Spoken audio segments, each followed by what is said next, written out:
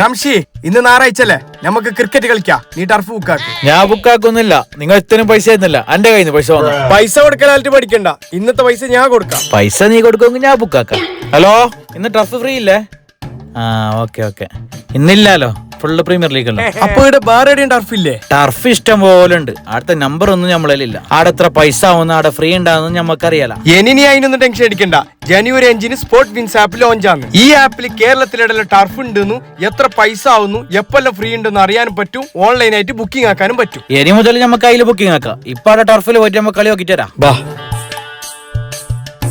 നിങ്ങൾ turf free ഇല്ല, premier league ഉണ്ടെന്നല്ല പറഞ്ഞ. ഇപ്പോൾ ടർഫിൽ കളിയേ ഇല്ലാലോ. എന്താക്കാൻ ഒരു ഫോൺ വിളിച്ച് ബുക്ക് ആക്കുന്നത് ടൈം ആകുമ്പോ വരുന്നില്ല, ഫോൺ വിളിച്ചും എടുക്കുന്നില്ല. ടർഫ് ബുക്കിംഗ് ആക്കുന്ന ആൾക്ക് മാത്രമല്ല, ടർഫ് ഓണർമാർക്കും പുതിയൊരു ആപ്പ് വന്നിന്, വെൻഡേഴ്സ് വിൻ.